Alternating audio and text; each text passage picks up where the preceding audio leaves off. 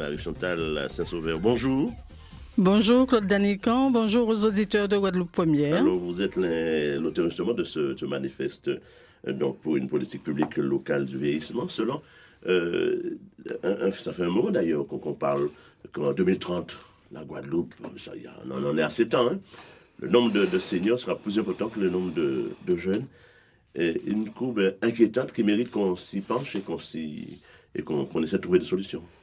Tout à fait. On ne peut pas se satisfaire de s'inquiéter quand les statistiques de l'INSEE tombent. Il faut se demander mais ce qu'il y a lieu de faire. Hein? Comment anticiper l'arrivée massive de du nombre de seniors dans les décennies qui viennent. Voilà, quelle réponse apporter, comment faire face à cette problématique-là pour le territoire. Justement, dans ce document, vous ne contentez pas de faire un constat, vous proposez aussi des solutions. Vous faites des propositions concrètes. Oui, parce que j'ai une petite expérience sur cette problématique-là. J'ai rencontré le vieillissement dans 3 situations différentes. J'ai d'abord été élue locale entre 2014 et 2021 et donc il y a la loi pour l'adaptation de la société au vieillissement qui est arrivée en décembre 2015 et donc nous avons eu à mettre en œuvre une politique à la collectivité départementale. Ensuite, professionnellement, j'exerce dans le domaine du bien vieillir. Et puis, plus concrètement, il y a le fait que je sois, moi, une soixantenaire et que je sois l'aînée d'une famille de 4 enfants et que je sois la seule à vivre sur le territoire Guadeloupe avec une maman qui est octogénaire en devenir.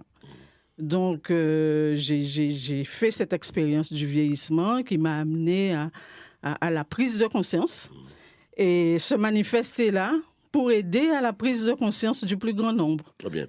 Je comprends que vous avez côtoyé ce problème à plusieurs niveaux, mais j'ai du mal à comprendre. Vous allez nous l'expliquer. Vous avez été, vous l'avez dit, conseillère départementale sous la mandature de Mme Borel, si je ne me trompe. Oui, tout à fait. Qu'est-ce que vous pouvez faire aujourd'hui que vous n'avez pas réussi à faire à l'intérieur? Et vous pouvez pas agir sur les leviers? Il ne s'agit pas pour moi personnellement d'agir sur les leviers. Je suis une militante de l'âge.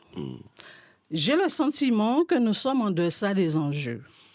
J'ai le sentiment que le vieillissement est caché sous le tapis parce que vieillir fait peur. Vieillir, beaucoup pensent que vieillir, c'est mourir ou vieillir, c'est tomber malade. Or, ce n'est pas cela. Vieillir, c'est vivre. On va se retrouver avec une population sur un territoire où le nombre de seniors sera important.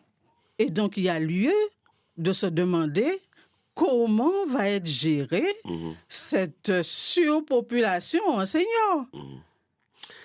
Est-ce que, puisque vous étiez au sein d'une assemblée où on pouvait traiter cette question-là, d'ailleurs, elle a en charge la question des seniors, vous n'avez pas le poids, l'influence nécessaire pour imposer votre point de vue ou ce n'était pas la priorité de l'époque? Pas mon point de vue en particulier, le point de vue d'une majorité départementale qui a quand même mis en œuvre une certaine politique, qui a apporté de l'innovation dans la conduite de la politique envers les personnes âgées. Aujourd'hui, il y a lieu de faire plus, davantage. Il y a lieu notamment de mettre en place une politique qui soit adaptée à notre territoire.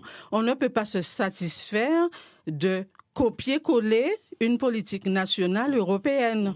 Donc, il est nécessaire de s'asseoir, de réfléchir, de se demander ce qu'il y a lieu de faire en mieux sur la question du vieillissement. Justement, qui peut prendre en main cette question-là? La collectivité gouvernementale, la classe politique ou la société guadeloupéenne dans sa totalité, dans sa globalité? La société guadeloupéenne dans son entier, nous sommes tous concernés, nous allons tous vieillir, sauf si nous mourons avant.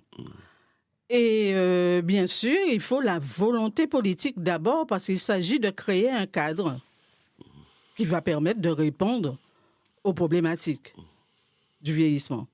Donc, il faut cette volonté politique, mais nous sommes tous concernés. La société civile est concernée, le citoyen lambda est concerné pour répondre aux besoins qui se présentent dans sa famille, dans son quartier, dans son environnement immédiat, dans le voisinage. Nous sommes tous concernés par le vieillissement. Les réponses doivent être locales ou nationales, ou encore, vous n'avez dit, vous n'êtes pas pour le copier-coller de ce qui se fait. Il faut une réalité, il faut une réflexion, une adaptation réelle de la problématique chez nous. Tout à fait, nous sommes dans un ensemble. Aujourd'hui, nous sommes Français, nous sommes Européens. Mais nous avons une réponse à apporter en tant que Guadeloupéens, aux Guadeloupéens. Puisque le problème ne se pose pas de la même façon selon tel ou tel département, telle région. Pas du tout. Nous ne sommes pas l'Île-de-France, même si en Île-de-France, beaucoup nous ressemblent. Nous ne sommes pas la Mayenne, nous ne sommes pas l'Occitanie, nous sommes la Guadeloupe. Un minuscule territoire avec des problématiques particulières. Donc, nous devons regarder ce vieillissement-là avec ce que nous sommes et qui nous sommes. Dans le document, vous dites que la prise en compte de cette problématique doit se faire dès le berceau. Mais il y a aussi un rapport qui change, qui évolue entre la grand-mère ou le grand-père, les grands-parents, qui avant s'occupaient des enfants, donc il y avait une certaine proximité. Aujourd'hui, ils ne sont pas des étrangers, mais leur regard est différent. Est-ce que ça ne change pas effectivement la prise en compte de cette problématique-là? C'est sûr que ça ne peut pas être comme avant. Et c'est justement pour cela que ça demande réflexion. Mais toutes les politiques sont intimement liées. La politique de la natalité, la politique familiale, la politique de la jeunesse, la politique du vieillissement, elles sont intimement liées. Et c'est pour cela qu'il y a lieu de réfléchir et de ne pas en faire seulement des éléments de langage. Ce document-là, ce manifeste-là, vous la concevez comment? C'est juste une contribution, une base de réflexion? Vous la mettre à disposition de...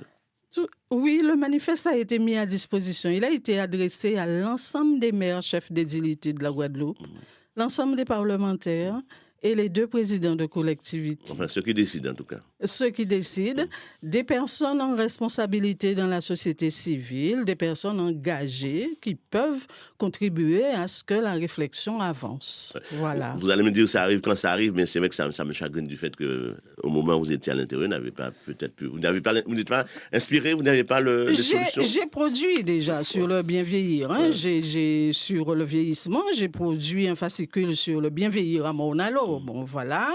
Ensuite, il faut que je vous dise que ce manifeste est l'extrait d'une précédente publication qui s'intitule « Nos parents vieillissent et nous aussi ». La question est vraiment posée parce que me voilà soixantenaire avec une maman octogénaire et un jour, je me suis dit « Mais nos parents vieillissent, mais nous aussi ».